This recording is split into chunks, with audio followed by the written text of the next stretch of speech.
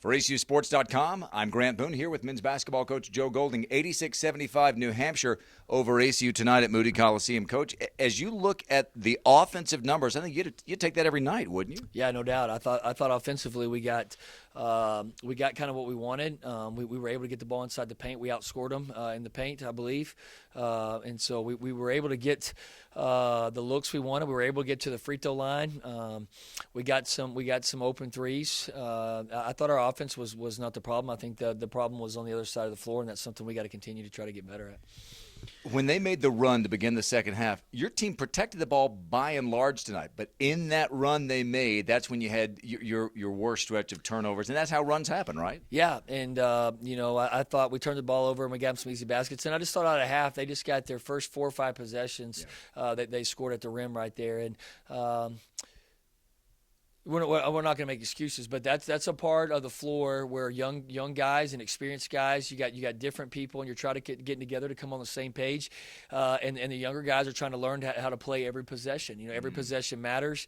It's the same with Jovan, but that's the same with Parker Wentz and Jalen Little and Austin Cook. I thought our young guys were good today, and they're continuing to get better. Do they make mistakes? Absolutely, but the more time they're on the floor and they make those mistakes, hopefully we get better, and they don't make those mistakes down the road. I mean, the only way they're going to get better is by getting out there on the floor and experiencing it for themselves. And so, but again, it's all 5. It's not just them, and it's the seniors too, and it's the sophomores with Drake, and I didn't play Tripp tonight, but Tripp's a big part of this. And if Jalen's down a little bit, that would be more minutes for Tripp. And so, we got to figure this thing out defensively. I was just telling Tanner, we got to find a way to get stops. Teams can't come in here and shoot 53%. New Hampshire's a good team.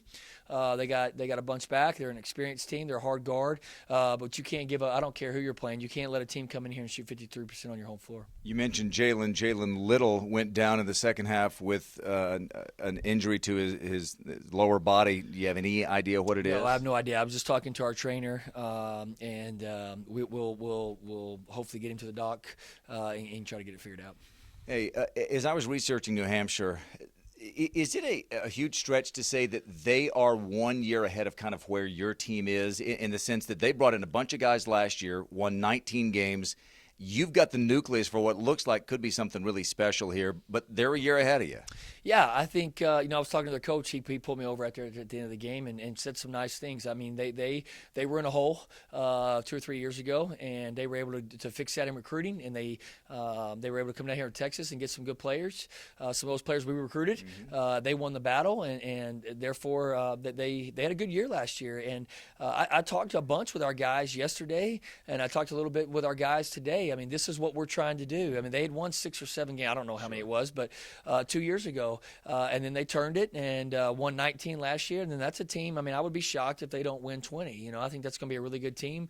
A little bit of everything, don't they? Yeah, they can score it inside. They get to the free throw line. They got good guard play. They don't turn the ball over. They guard you pretty well. And so they got a good team. They're well coached, good skill level. And so I told our team that's where we're trying to get. We're not there yet. They weren't there yet either, Correct. And so last year at this time. And so it's a process. It's not going to be easy for us, obviously, in the morning, but getting up and going to play a really, really good Nebraska team. But that's on the flip side of it, that's the fun. You want to compete. You want to play basketball at this level, and you got to continue to get better and find a way. You see flashes like Jalen Franklin, 22 points, Hayden Farquhar, 17 points, and you realize in Jaron Lewis almost another double-double again.